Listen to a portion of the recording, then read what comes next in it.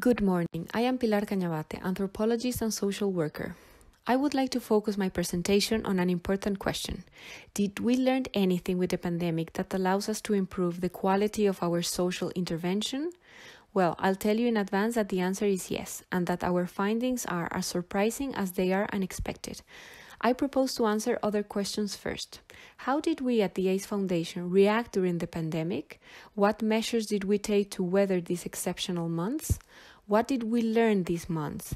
And finally, I will address the question of how we can improve the quality of our care not only in times of pandemic, but also in post-pandemic as well.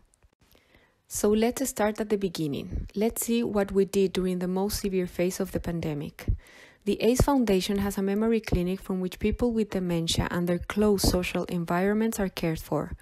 Our working method is holistic and includes a joint approach by professionals from various fields: neurology, neuropsychology, and social work.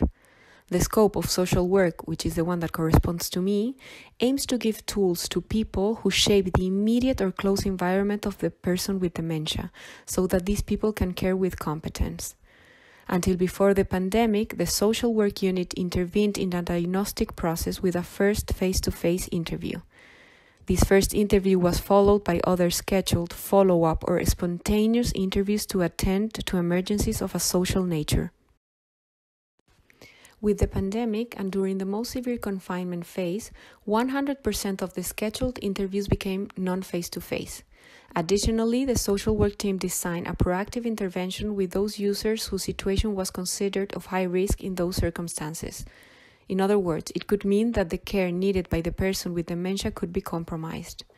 To assess the risk and therefore the urgency of our intervention, we consider four main factors related to the main caregiver. In particular, we defined as high-risk people those main caregivers who were either overwhelmed or did not have an emotional support network, or were caregivers considered fragile, or were caregivers alone. We proactively contact all the primary caregivers we had identified with at least one of these four risk indicators. To do this, we started from a first selection of 2,400 caregivers who corresponded to the 2,400 dementia diagnoses that we made during this time. 1 in 4 of these people was identified as potentially vulnerable. That is, they had one or more of one of the four risk factors that I have mentioned. Of these, 1 in 3 was contact. In total, we worked with 200 people throughout April. And so we come to the second part of my presentation. What have we learned from this intervention?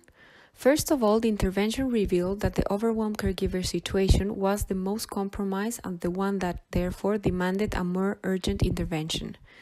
The crisis derived from the confinement and the restrictions of all kinds that were suffered during those days notably exacerbated the pressure on the main caregiver, which our social work unit had already identified as overwhelmed.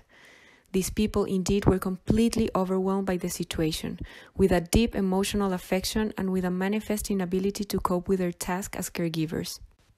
Although the situations we had to deal with were highly dramatic, this first finding was reasonably predictable. Logically, we expected that the caregivers that we had already identified as overwhelmed before the pandemic would make up the group with the most severe affectations. Our second finding, however, was as unexpected as it was surprising. In our experience, the network caregiver did not present significant advantages over the solo caregiver in an exceptional situation such as the pandemic and confinement. In general, the network care structure in which several people, usually family members, share the care of the sick person is considered the optimal. However, in the rare case of the pandemic, this structure has proven to be more fragile or at best as effective as that of the sole caregiver, but not more. Also, surprisingly enough, the single caregiver structure has proven to be extremely effective and above all, very resilient. With this, we come to the final part of my intervention. What have we learned that allows us to improve the quality of our care both in times of pandemic and post-pandemic? In first place, we must design intervention formulas aimed at preventing the main caregiver from overflowing, since this is the worst care situation in which we can find ourselves. Second, the most recurrent needs and those with a great impact on the care structure were those of an emotional nature.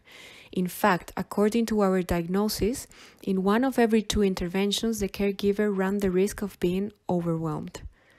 However, and thirdly, in half of the cases in which we detected an emotional need, surprisingly, the intervention required not so much containment strategies and emotional support as the provision of practical instruments for managing the situation and a better understanding of the disease and its process. Finally, it is worth highlighting the need for us to reconsider the fragility of the sole caregiver. Although under normal conditions a network structure demonstrates its enormous efficiency, the resilience of most lone caregivers can be a decisive aspect in an exceptional situation. Thank you very much for your attention.